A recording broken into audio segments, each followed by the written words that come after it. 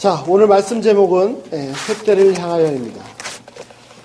중요한 키버스는 요절의 말씀은 빌립보서 3장 14절입니다.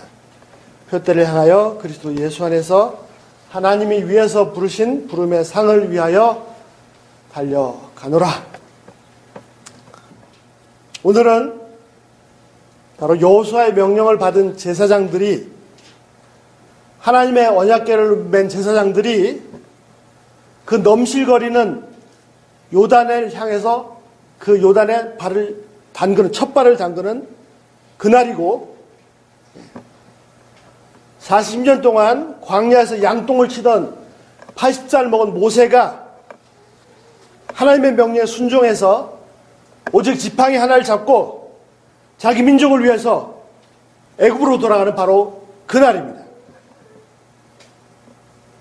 오늘은 바로 모든 이스라엘 군대가 벌벌 떨고 도망치고, 심지어는 용맹스럽던 그 사울 왕조차도 숨어서 텐트에서 나오지 못할 때 하나님께 주신 거룩한 분노로 골리앗을 향해서 다윗이 달려가는 바로 그날이고, 전혀 출생의 비밀과 배경을 알 수 없는 디셉 사람 엘리야가 추악한 아합 왕을 향해서 나아가서 하나님의 심판의 메시지를 던지는 바로 그날입니다. 열왕기상 17장 1절, 길르앗에 우고하던 자 중에 디셉 사람 엘리야가 아합에게 말하되, 내가 섬기는 이스라엘의 하나님 여호와께서 살아계심을 두고 맹세하노니 내 말이 없으면 수년 동안 비도 이슬도 있지 아니하리라 하니라.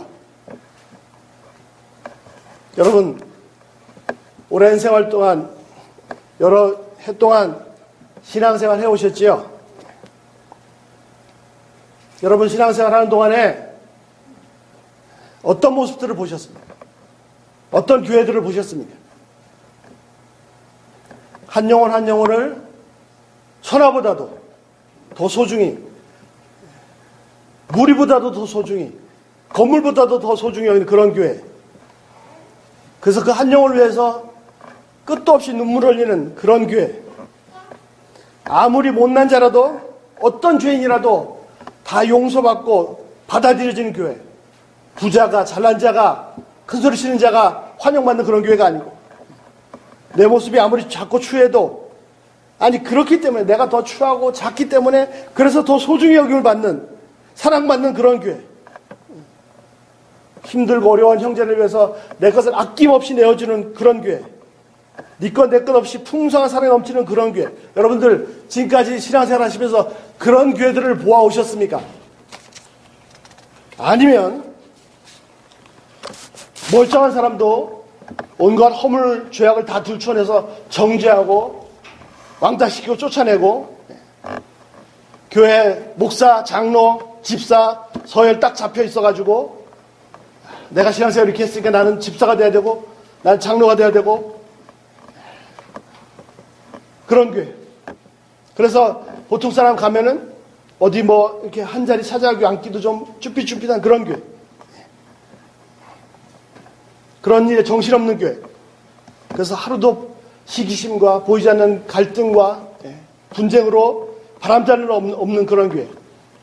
혹시 이런 교회들을 보아오진 않으셨습니까? 여러분, 비록 우리가 적은 무리가 보여서 오늘 첫 발을 디디지만 과연 3년 후, 5년 후, 아니 10년 후 과연 우리가 어떤 모습을 하고 있을까? 어떤 기대를 가지고 계십니까? 수백 명, 수천 명, 수만 명이 모이는 그런 것을 기대하십니까? 아니면 사람 많이 모였지만 여전히 싸우고, 그래서 세상에서 손가락질 받는 또 다른 어떤 쓰레기를 한 무더기 더 만들어 내기를 원하십니까?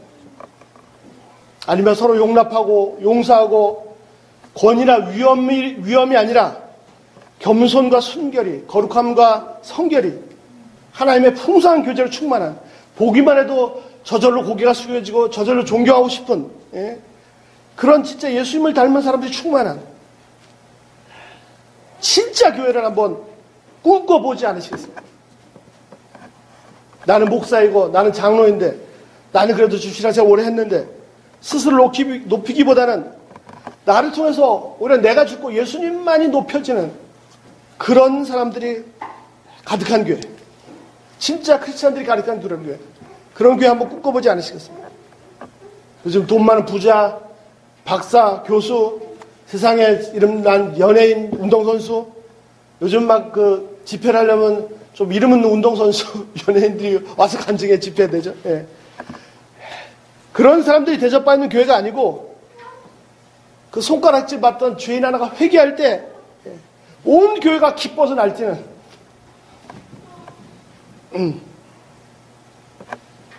온난 죄인 하나가 회개할 때 정말 다들 막 하나님의 기쁨을 충만한 그런 교회 한번 만들어보지 않으시겠습니까? 예수님 주위에는 죄인들이 드글드글했어요. 당신 매국노라고 미움받던 세리, 창녀, 손가락질 받던 창녀들, 귀신 들렸던 자, 예수님 주위에 있었습니다. 그리고 참 좀 심하게도 성경에는 계속 꼬리표가 따라다닙니다. 귀신 들렸던 자, 막달라 마리아. 아니 옛날에 그랬었는데, 세리 마태, 성마태, 만약에 현대교회에서 이런 사람들이 있다면 어떻게 될까요? 간증하러 올라왔습니다. 저는 옛날에 사람들 착취하고 동족들의 피를 빨아먹던 세리였습니다. 저는 창녀였습니다. 저는 귀신 들렸던 자였습니다. 만약에 간증으로 올라와서 이렇게 간증한다면 교회 난리 날 것입니다. 저 자매 원래 창녀였어? 저 친구 세리짓 하면서 돈 얼마나 많이 뜯어먹었을까? 뒤에 수군대고 너무 힘들어서 기도 제목 내놨는데 나중에 그 기도 제목이 돌아서 뒤통수 치고 알고 보니 저 친구 한국에서 한때 잘 나간 것 같은데 지금 막 바닥 끼고 있고 거렁뱅이구만. 나는 기도 제목 내놨는데 그런 상황인데 내가 이런 세리였는데 주님의 은혜로 구원받 그런 간증을 할 수 있습니까? 도대체 누가 잘못된 겁니까? 예수님이 잘못된 겁니까? 예수님 주위에 있던 그 사람들이 잘못된 겁니까? 아니면 우리가 잘못된 것입니까?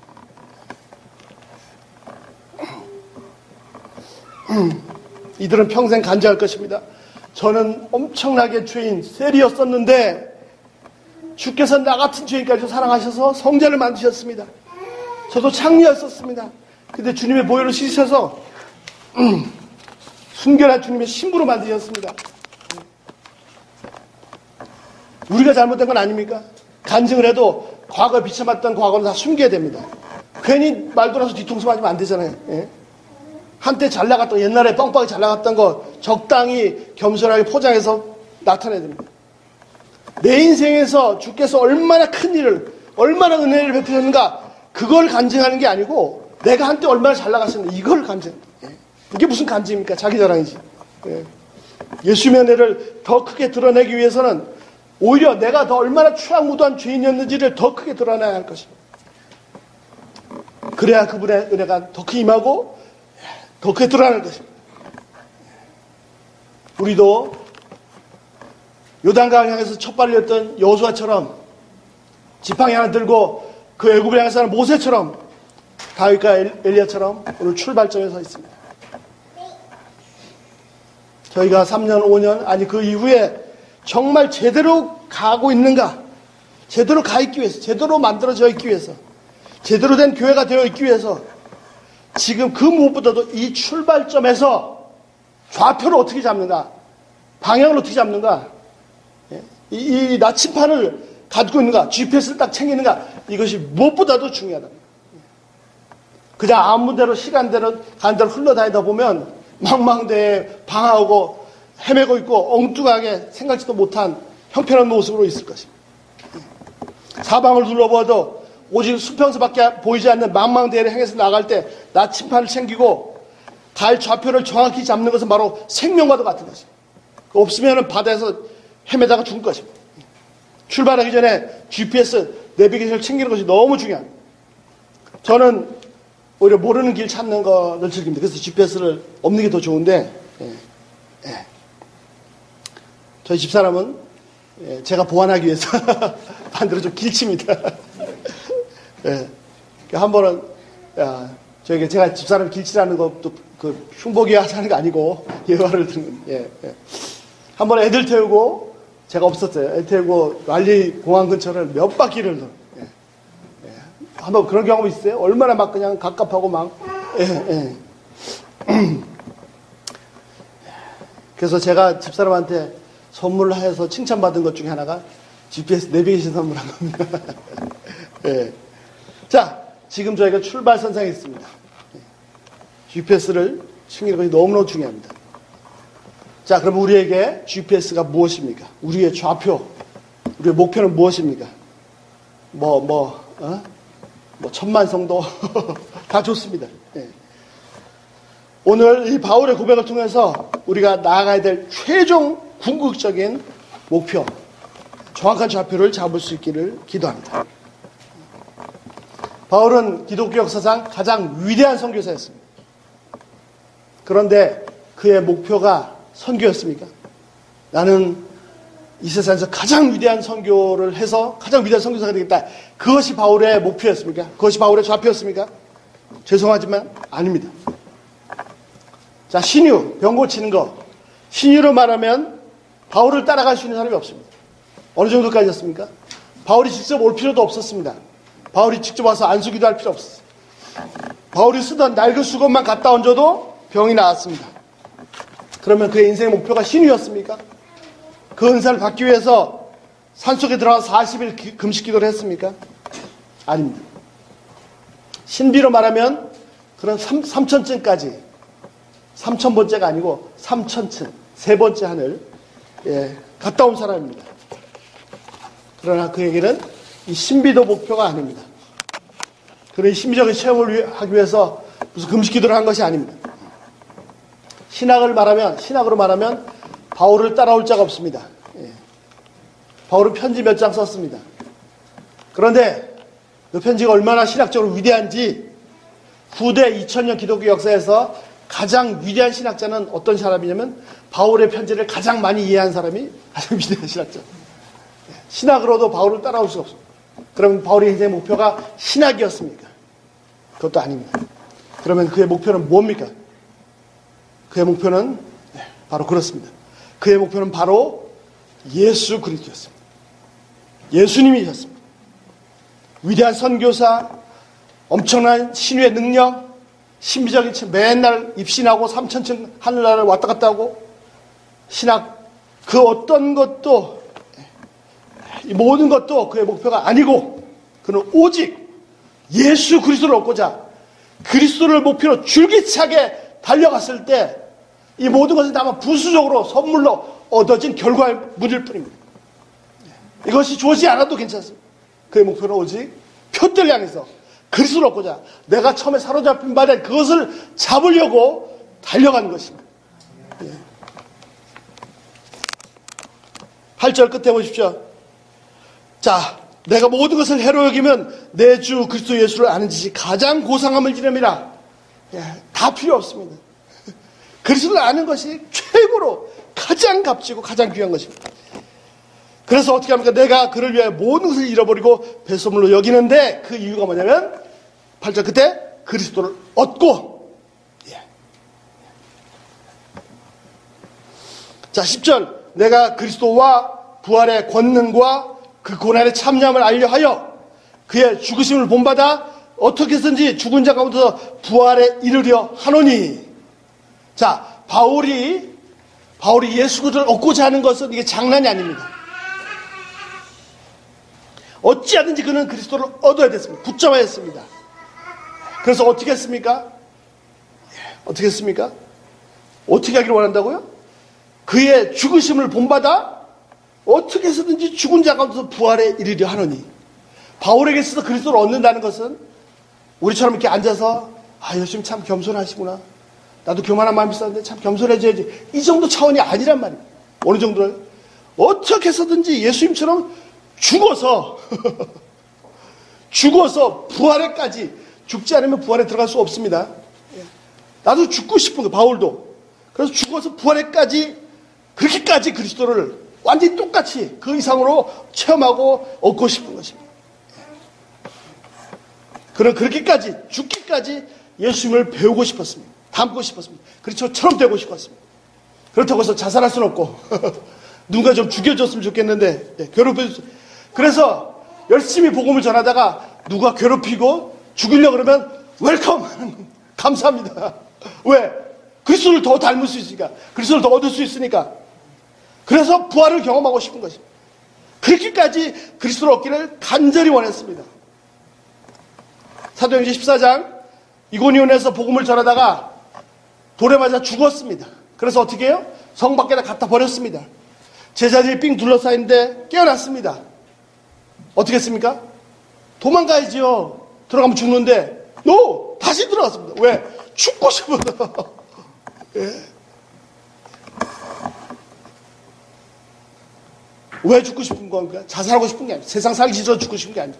예수님 똑같이 그리스도로 완벽하게 내 것을 소유하기 위해서입니다. 그래야 이 복음을 전하다가 생명을 다 들기를 원했고 죽기를 원했어요. 그래야 진짜 영광의 부활이 뭔지를 경험할 수 있기 때문입니다. 예수님을 온전히 얻을 수 있기 때문입니다. 이런 사람을 세상이 감당할 수가 없습니다. 바울은 일개 천막 장사에 불과했습니다. 예. 그런데 천년왕국 로마 제국이 바울 때문에 그리스도께 굴복한 것입니다. 우리에게 능력이 여기 있습니다. 이것이 세상을 바꾸는 믿음입니다. 12절 내가 이미 얻었담도 아니요 온전히 이루었담도 아니라 오직 내가 그리스도 예수께 잡힌 바 된 그것을 잡으려고 달려가노라. 바울은 아직도 다른 사람이 볼 때는 엄청나게 성취했음에도 불구하고 와 정말 존경할 만한 저절로 머리가 바울은 아직도 그 그리스도를 향해서 달려가고 있습니다. 형제들아 나는 아직 내가 잡은 줄로 여기지 아니고 오직 한 일 즉 뒤에 있는 것을 잊어버리고 앞에 있는 것을 잡으려고 14절 표대를 향해서 그리스도 예수 안에서 하나님이 위에서 부르신 부름의 상을 위하여 달려가노라. 그는 일생 한 번도 한눈 팔지 않고 오직 표대가 되신 그 예수 그리스도를 향해서 절대로 뒤도 돌아보지 않고 내가 이만큼만 이뤘구나 절대 그런 건 없이 아직도 부족하구나 그 표대를 향해서 죽으라고 앞으로 달려간 사람이에요. 여러분 예수 앞에 섰을 때 그 어느 누구보다도 내가 그 어떤 형제보다도 내가 역사상 그 어떤 위대한 성자보다 내가 더 예수님 닮은 사람이 되고 싶지 않습니다. 네.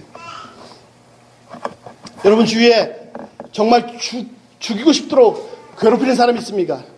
예. 그런 사람이 있습니까? 나 저 사람만 없으면 나 정말 편하게 살겠다. 예. 그 사람은 혹시 내 아내나 내 남편 아닙니까? 가장 가까이 지내는 집사님이 아닙니까? 예. 아니면 신앙이 없는 악한 세상 사람들입니까? 그 사람 때문에 잠을 잘 수가 없습니까? 기뻐하십시오. 왜냐하면 여러분 우리가 사랑하는 그 예수님도 그렇게 당하셨기 때문에 여러 가지 문제들이 세상의 어려움들이 나를 괴롭힙니까? 이런 일 저런 일 돈 문제 하루도 머리가 터질까지 편한 그런 애 없습니까? 고통과 안에 떠나지 않습니까? 기뻐하십시오. 여러분 이런 영광이 어디 있습니까? 내가 감히 예수님을 흉내낼 수 있는 기회가 주어졌다니까요. 예.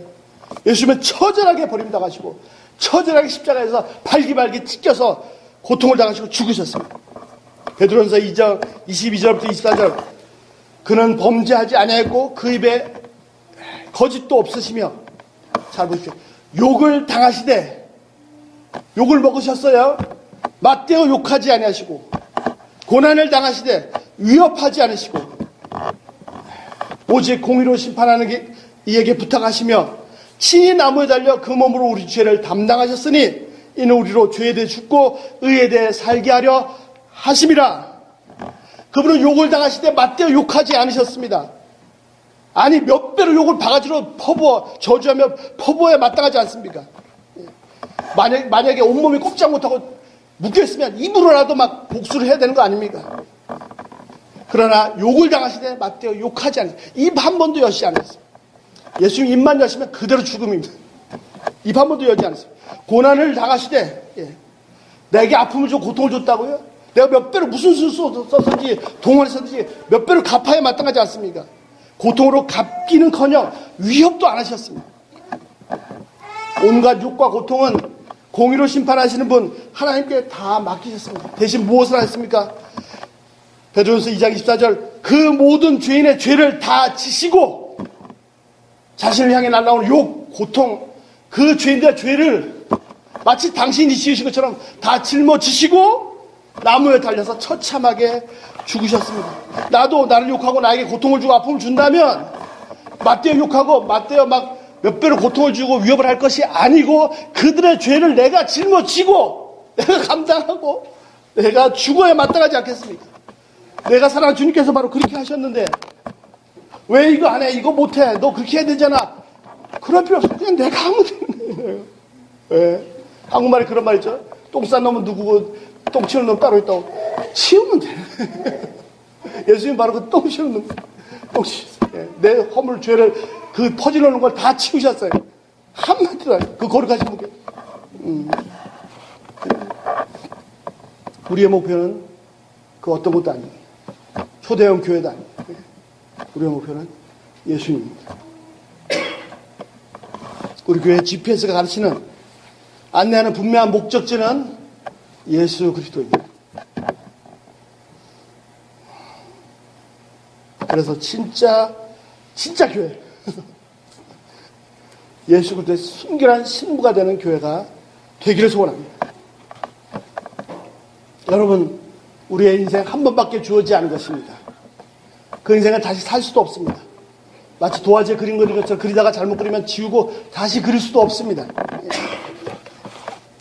그래서 오히려 정말 소중한 것입니다. 여러분 이 소중한 인생 한 번밖에 주어진 이 귀중한 인생 이 인생의 여러분의 최종 목표는 목적지는 어디입니까? 무엇입니까?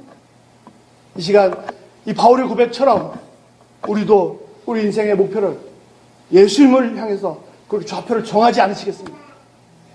지금 좌표를 잘 잡는 게 중요합니다. 달나라에 로켓을 쏠 때 1도가 차이가 안 나도 조금만 비뚤어지면 다른 역인데 엉뚱한 우주의 미아가 됩니다. 예. 출발점에서 정확하게 목표를 잡는 게 중요해요. 그리고 일생 바람이 불러서 잠깐 왔다 갔다 할 수 있지만 계속해서 그 표대를 주시하고 으트러지면 다시 잡아가는 것이 정말 중요합니다. 우리 한 사람 한 사람이 예수님을 닮고자 예수님을 얻고자 줄기차게 애쓰는 삶을 산다면 우리가 꿈꾸는 진짜 교회 사랑과 용서, 정죄와 판단, 시기, 질투임이 아니라 사랑과 용서가 사제가 넘치는 아니 예수님이 넘치고 은혜가 넘치는 교회가 현실로 나타날 것입니다. 욕하기보다는 차라리 욕을 당하고 누가 고통을 주더라도 몇 배로 갚기는커녕 위협도 아니하고 내가 높여지고 내가 살기보다는 차라리 내가 적극적으로 죽어서 내가 죽기를 미치도록 갈망하고 그래서 진짜 와 부활의 세계라는 것이 새 생명의 세계라는 게 이런 곳이구나 그런 세계를 경험한다면 바로 여기가 천국이구나 그 맛을 보게 하실 것입니다. 저희 교회는 부자나 박사나 떵떵거리 힘 있는 사람 그런 사람 인정받는 교회가 아니고 아니면 아무것도 없어도 내 교회 와서 좀 인정받아야겠다 이런 사람들이 아니고 진짜 자기 죄로 인해서 가슴을 찢으며 회개하는 그런 죄인들이 인정받는 죄인 하나 회개할 때 하나님이 얼마나 춤을 추신다는 그런 교회가 돼야 합니다. 자신의 의로 충만한 그런 의인들은 내가 잘났어. 나는 뭐 하고 있어. 나는 금식기도 잘하고 있어. 헌금 잘하고 있어. 나는 그런 의가 충만한 그런 의인들은 수치를 당하고 그리스도의 의로 충만한 그래서 용서받는 그런 죄인들이 존경을 받는 교회가 되어야 합니다. 가짜 사이비 의인 자기 의로 충만한 의인이 아니라 진짜 의인 자기 의는 없고 내 의는 전혀 없고 내 죄밖에 없고 오직 그리스도 의로 충만한 진짜 의인들이 가득한 곳이 되어야 합니다. 큰 소리치고 주장하는 자가 큰 자로 여김을 받는 곳이 아니고 오히려 종처럼 맨날 불임만 당하고 아이고 세상에 저런 바보 머저리같이 보이는 그런 형제가 진짜 큰 자로 여김 받는 그런 교회가 돼야 됩니다. 많은 사람이 모이는 것을 기뻐하는 교회가 아니고 연약한 한 형제가 구원받는 것을 기뻐하는 교회가 돼야 됩니다. 베드로는 은과 금을 자랑하지 않았습니다. 예수 그리스도의 이름과 그 권능을 자랑했습니다. 현대교회는 뭘 자랑합니까? 대형 건물, 엄청난 예상, 수많은 교인들을 자랑합니다. 우리는 과연 무엇을 자랑해야 됩니까? 우리가 표대로 삼은 예수 그리스도를 자랑해야 됩니다. 예수님을 본받아 우리도 내가 받는 고난을 자랑합시다. 내가 이런 아픔이 바울 뭘 자랑했습니까? 내게 그리스도의 흔적을 가졌노라. 나에서 더 이상 괴롭게 말라. 바울은 자기가 전도한 세계 선교가 그걸 자랑하지 않았어요. 내 몸에 그리스도의 흔적을 가졌노라. 바울은 자기 몸에 복음 전하다가 자기 몸에 새겨진 그리스도의 십자가의 흔적을 자랑했습니다. 여러분, 고통이 오면, 특히 사람들로 인한 아픔이 오면 뛰어가 달려가 환영하십시오. 아, 내게 고통을 줘서 감사하다. 이 제정신인가? 왜요? 나를 그토록 사랑하셔서 그 생명을 주신 우리 주님께서, 또 내가 그토록 사랑하시는 그 주님께서 바로 고난을 받으셨기 때문입니다. 나 같은 죄인을 위해서 죽으셨기 때문입니다. 그분은 나를 위해 죽으셨는데, 이런 못난 죄인을 위해 죽으셨는데, 이 못난 죄인은 예수님 때문에 큰 소리 치려고 자기 의를 내세우려고. 우리가 그분을 조금이라도 흉내내고 그분을 조금이라도 닮을 수 있다면 이 또한 얼마나 큰 영광이겠습니까? 자, 그렇습니다. 우리 모든 사람, 각 사람의 최종 목표는 바로 예수님입니다. 자, GPS 주소 정확히 입력하셨어요? 예수님 딱 입력했습니까? 고!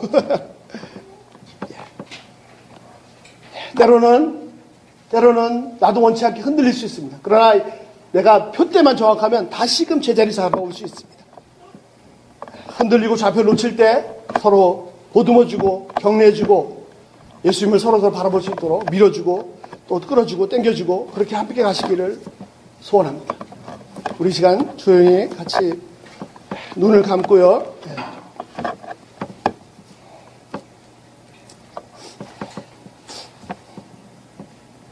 자, 한번 조용히 여러분 꿈꿔보십시오. 여러분 지금까지 어떤 교회, 어떤 모습, 어떤 성도들 가운데 신앙생활을 해오셨습니다.